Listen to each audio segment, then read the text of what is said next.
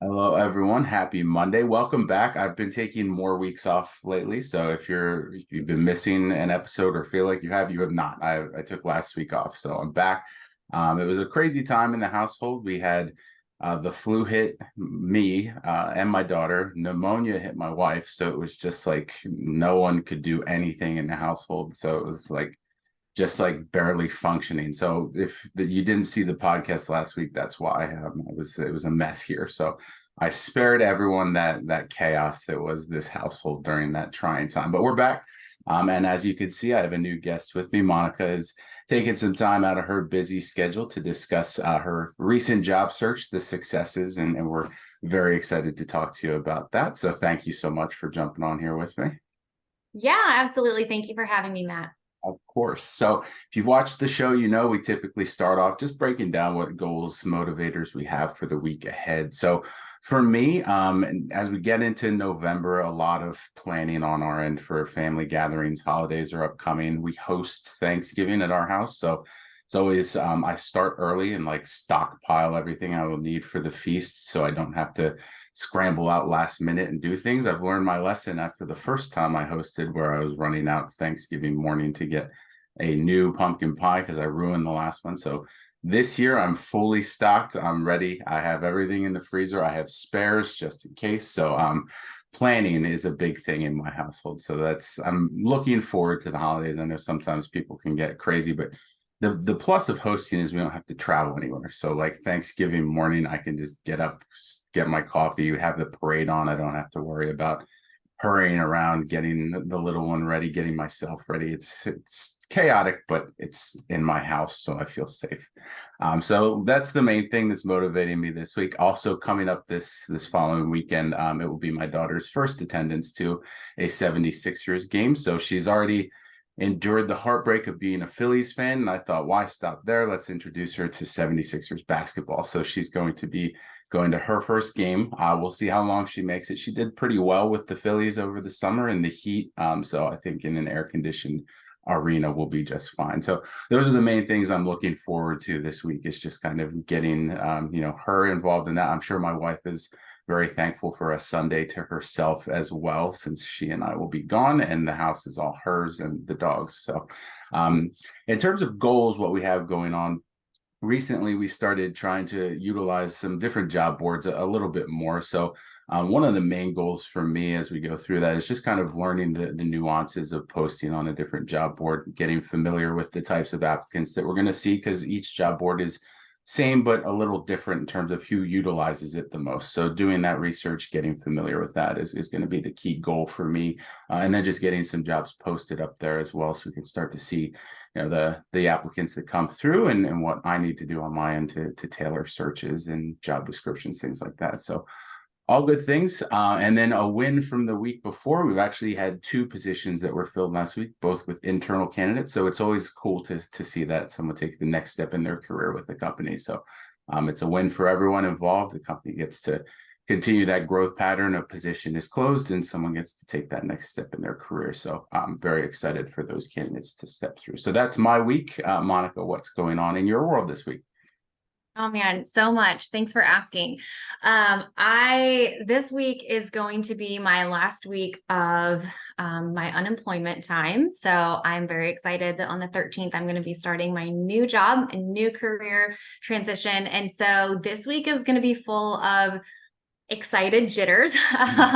Best way to put that. Just getting everything wrapped up as far as my onboarding and just going to try to, get myself ready for this as much as I can. I'm planning on going through the Aspireship program this week to start onboarding myself to my new role, just completely on my own, out of excitement to start and to just hit the ground running as fast as I can when I get there.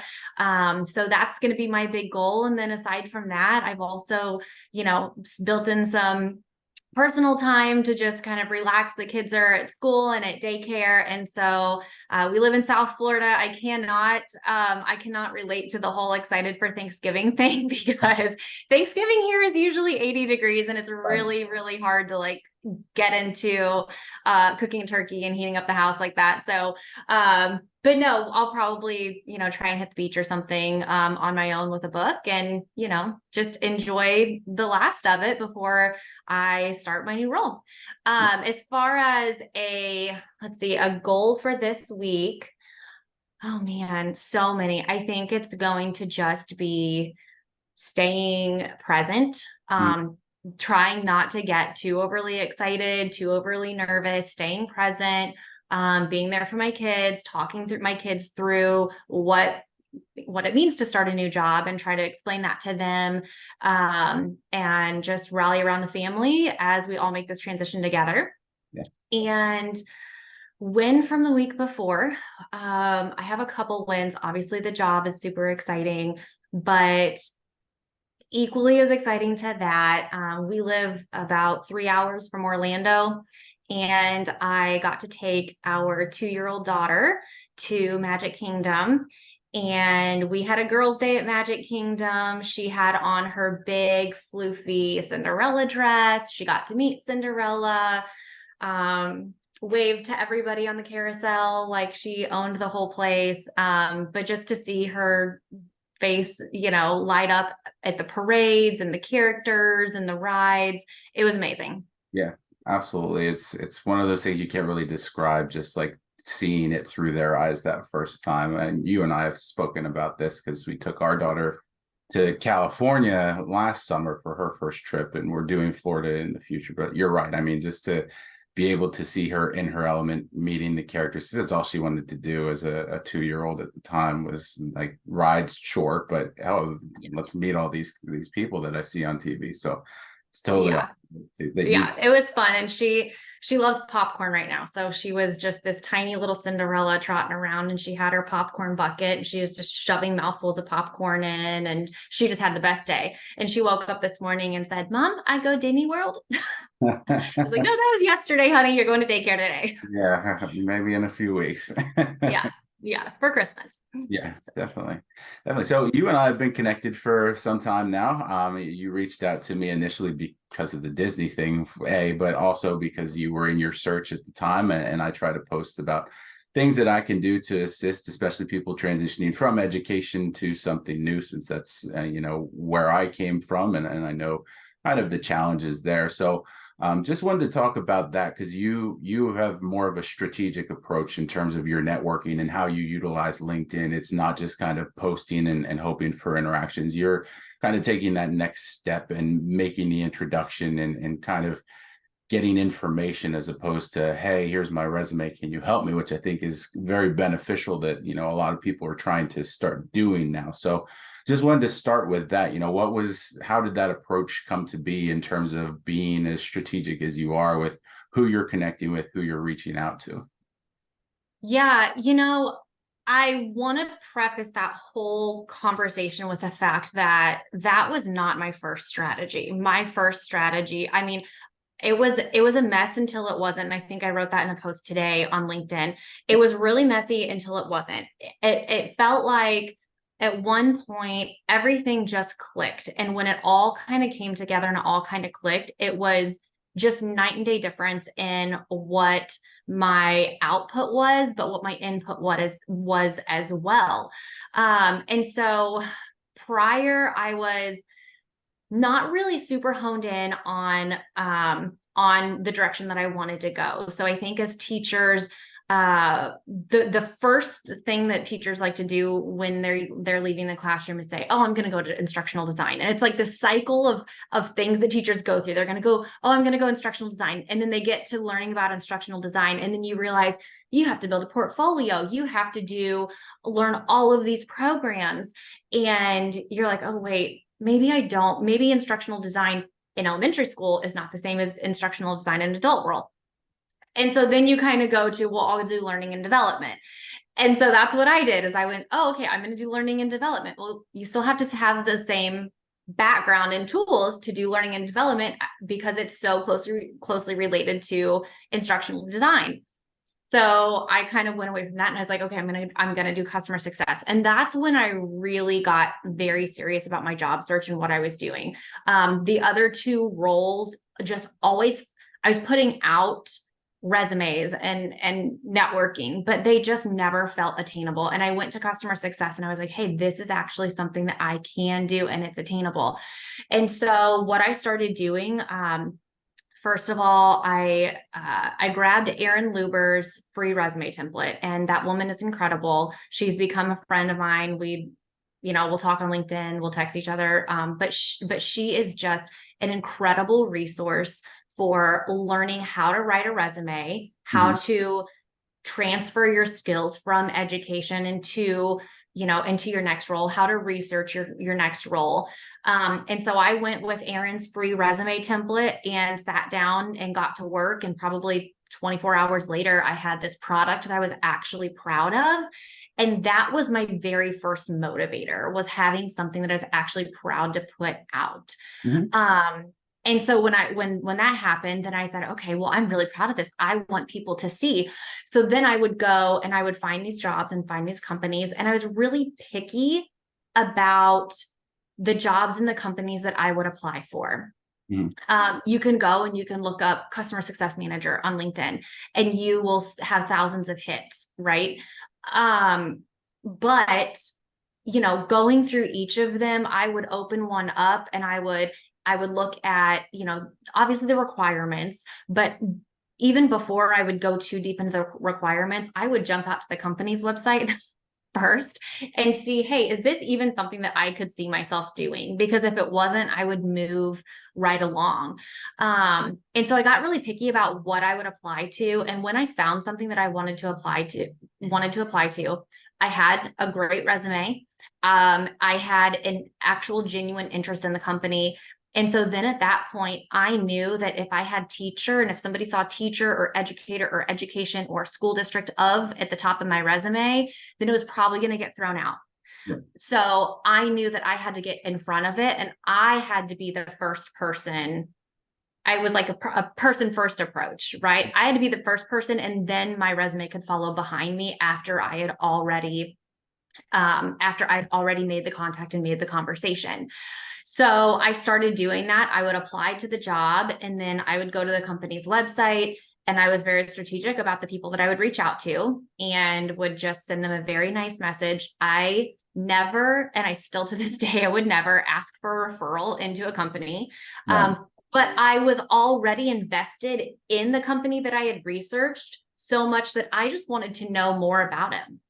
I Mhm. wanted to know more about the company. I wanted to know more about the function that I was applying to within the company, whether it ended up being customer success or sales, which is actually what I ended up in. I ended up in sales. But it was just this genuine, like, open door. Hey, I'm trying to get into this. I want to know if my skills are a match. I'm interested in your company. Can we chat? And I ended up having, I ended up having close to an 80% response rate by just opening up that conversation. I want to learn about you and I want to see what I can do that would potentially add value here. Yeah.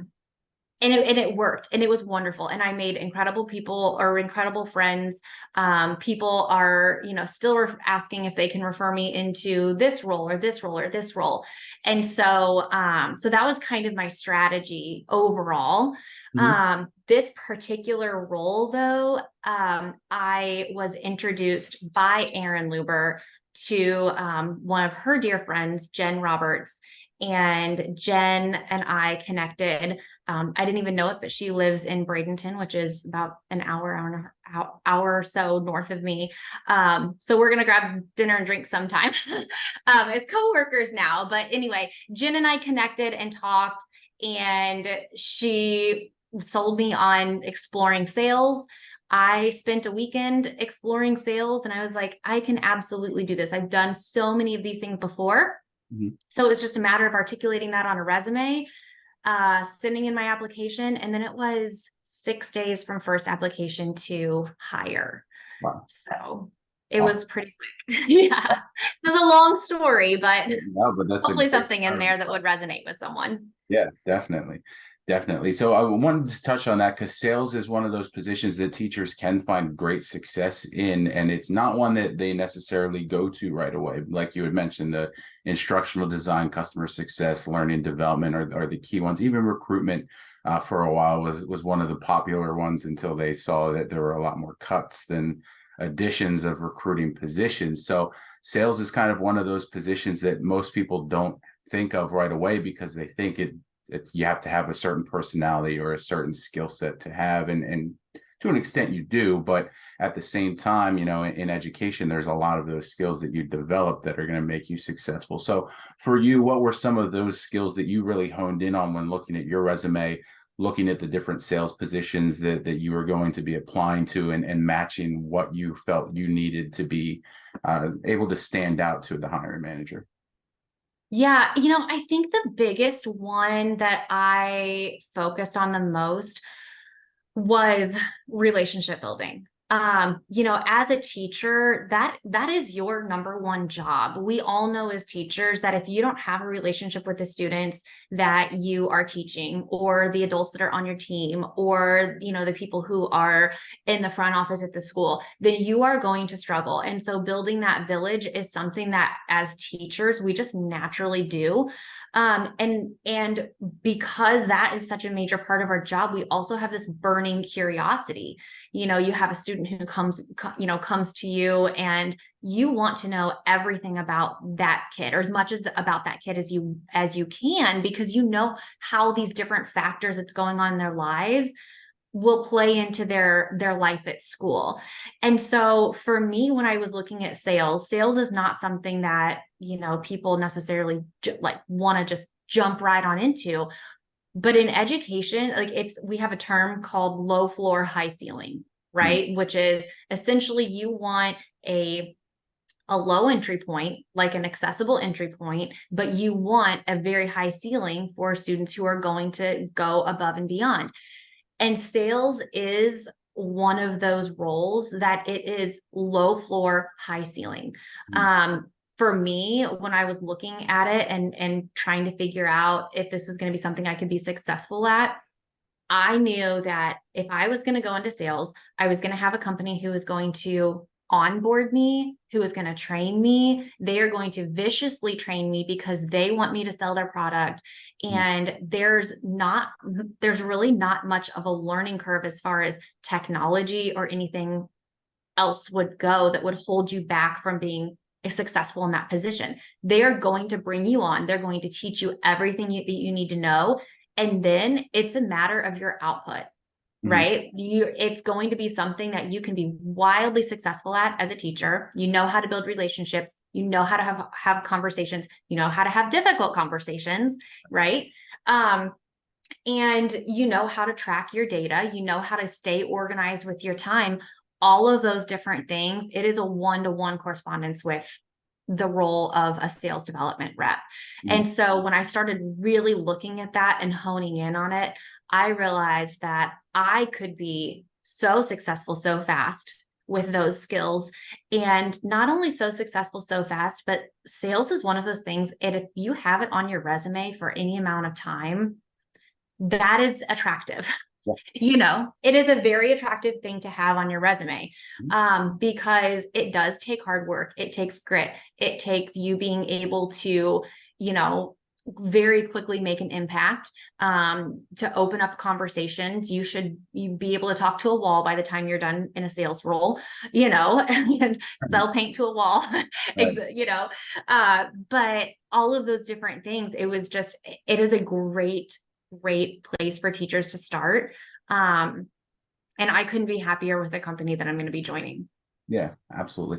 So something you said earlier, which I really loved, and because a lot of people don't do this as much when they're looking for their next step. You come out, you make a list of the positions that you want to pursue, top 5, maybe look at the transferable skills, things like that. But what you had alluded to, and what I encourage a lot of people to do, is the research into the company too, because it's equally as important as the role that you're going to be in. You want to make sure that the company you're joining has longevity, stability, and things like that. So when you're doing your research, what were some of the key things that you were looking for? Because whether you want to stay in or you're ready to leave, education is a very stable career path for a lot of people. So to leave that and pursue something new is a leap of faith. So, what were some of the things that you were like, this company needs to have this if I'm going to feel comfortable pursuing it? Yeah, I think it kind of ended up being a little different per company. Mhm. For me, first of all, first and foremost, I would go research the product, because whether I was in customer success or going into sales, it had to be a product that I would enjoy, that I would enjoy working with. And so that was the biggest thing right off the bat is, do I have a relationship with this product? I interviewed with one company where I had an incredible relationship with that product because it was part of my own personal story and my personal life. And with this company that I've joined, the product that I'm going to be selling was a piece of the puzzle in my job search. And so I had a connection to that. So it was a product really kind of made the biggest decision. After that, I would go on to Glassdoor and I would look at just overall reviews of the company. I think you have to be very careful on Glassdoor, because Glassdoor can sometimes be some salty crabs out there. A lot of people, if they're very happy, they won't take the time to write those things. But if they're unhappy, they will. It's with any review situation ever that happens. But I would look for themes of things that people were saying about the company. And then I would talk to the people. I would reach out. I had no issue reaching out and saying, hey, this is me, this is who I am, would love to talk about the company. And so those were my big things. I wanted the product. I wanted to know that the people who were in that company, they had some longevity, they had a commitment to the company, they had great things to say, but they also had constructive feedback and opportunities for growth within the company. And so those were the big things that I was looking for. Um, I think that, as a teacher, you see a lot out there that says, oh, you have to, go pick 10 companies and network with 10 companies. And as a teacher, you don't know 10 companies off the top of your head that you'd want to go work for. Like, that's crazy, Yeah. And so what I ended up doing is that I would, in order to find companies that I wanted to work with, I would go look and see who's hiring for the role that I wanted. If Mhm. you were hiring for a customer success manager, that's when I would start researching your company. But beyond that, you could give me a list of 20 different companies, and I have no idea what these people do, or if there's any pipeline for the role that I would want. And so, you just have to. I went to the job boards. That's how I found the companies that I wanted to apply for and started there. That's pretty much it. Yeah, awesome. Awesome. So we talked about the resume tweaking that you did, and those are kind of the two biggest questions that I get from anyone, not just transitioning from education, but in the job search themselves right now, because I'm sure chaotic, and it's overwhelming, and there's a lot of different places that you can look and a lot of different paths you can take. There's career coaches, resume writers, all these moving parts to it. So the other question I get is about the interview prep, because that's probably the most overwhelming portion of this. A lot of people apply to so many positions, they get that interview, and then the nerves kick in, you psych yourself out. And preparing for an interview in corporate versus preparing for an interview in the teaching profession is a vastly different thing to prepare for. So how did that process look like for you? What were some of the things that going into your interviews that you tried to prepare yourself for, some of the questions that you knew you wanted to ask to any hiring manager, recruiter that you were speaking to?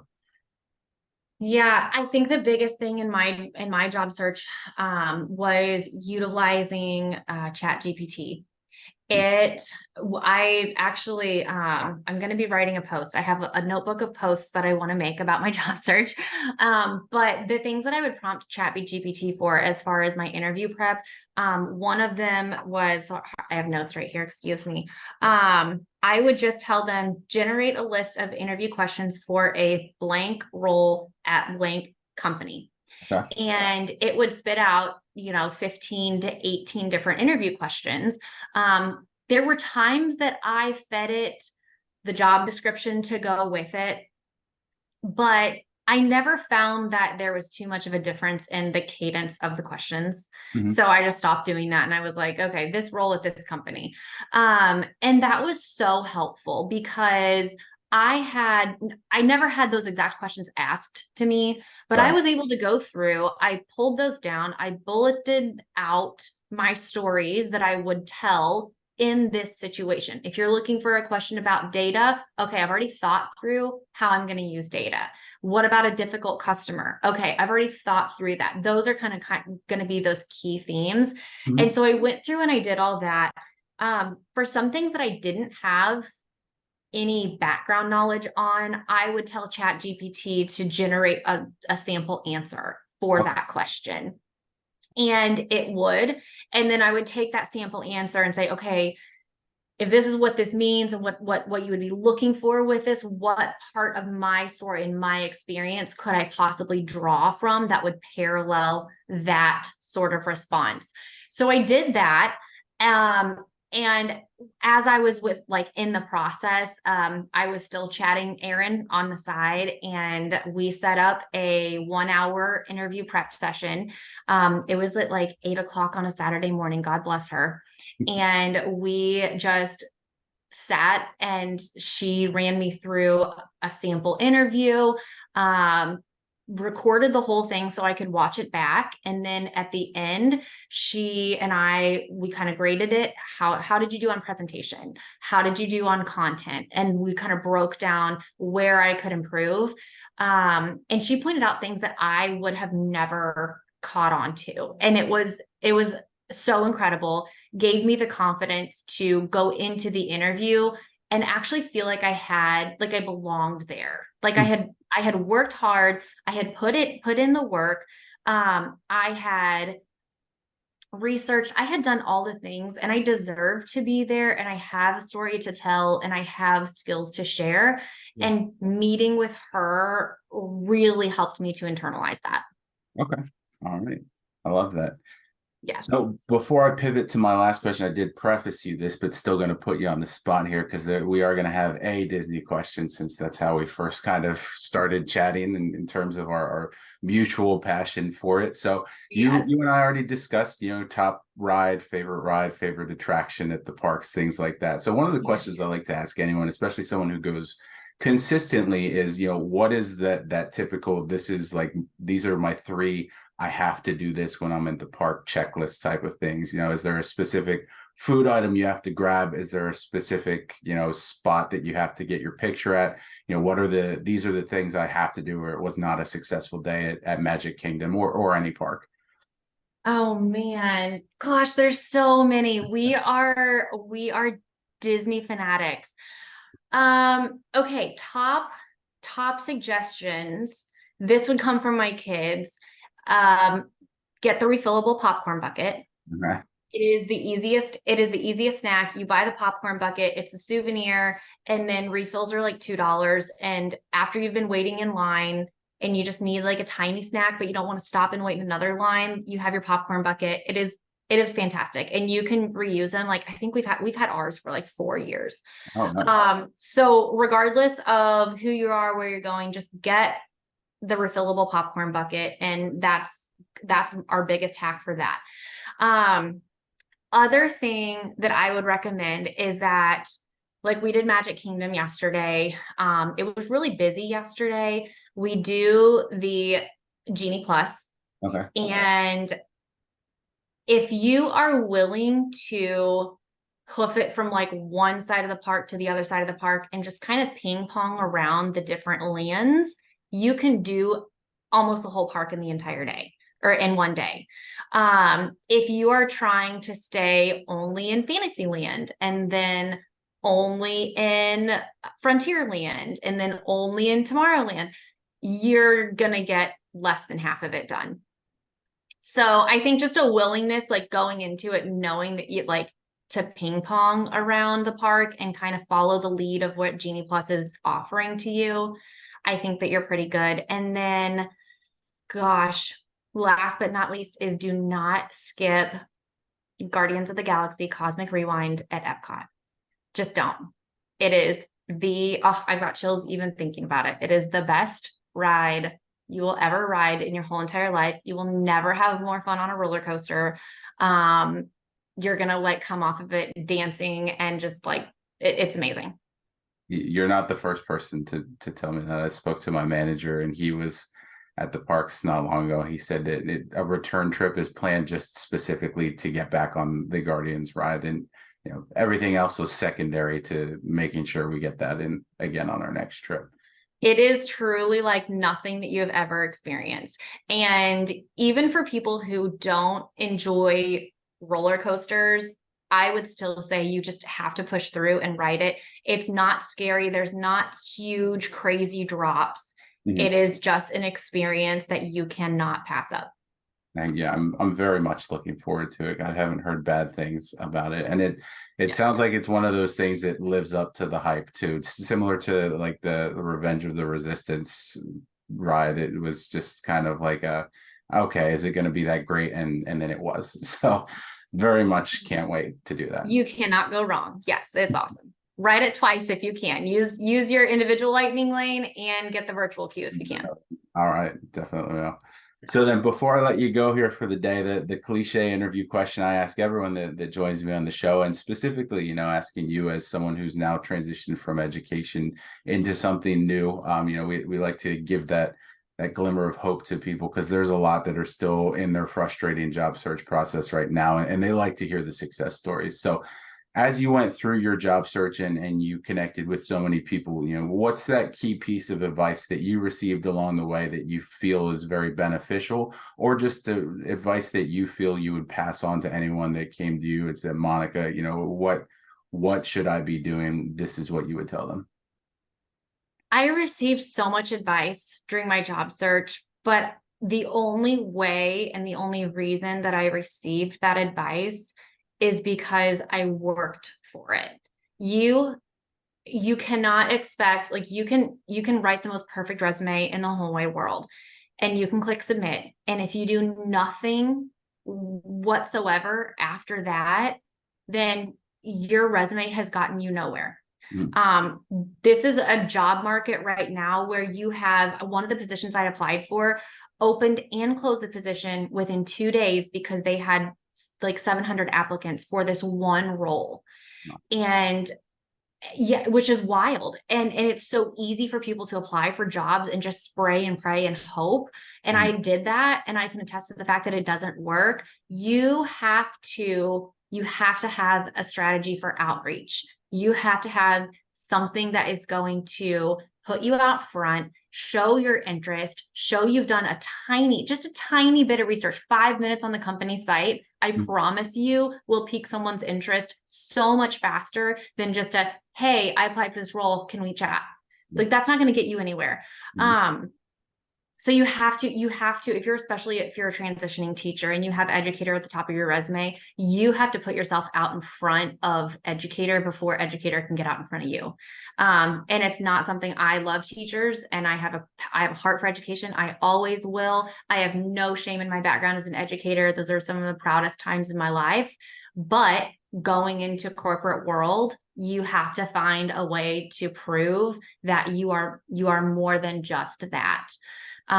So do the outreach. It was essential. None of my three companies I was interviewing with came from just a resume in the door. It all came from outreach. Awesome. Well, Monica, thank you again so much for taking some time to jump on here with me. I was very excited to see you get the role that you've been pursuing and talk to you about your journey overall here. If you're not connected with Monica, make sure you're sending that request. Send all your Disney questions her way as well. And looking forward to seeing you succeed in your new career, seeing more posts, about how you're enjoying your new position and everything that comes with it. Awesome. Thank you so much, Matt. And like Matt said, I'm open for any questions, Disney related or job search related. We love to share Disney with everybody. And so, yeah, if you have a trip planned, send me questions. I'm happy to answer them. Awesome. Well, I hope everyone listening and watching has a great week. I will be back next week, promise, unless pneumonia hits us again. So we'll talk then. Have a good week. Bye, everyone.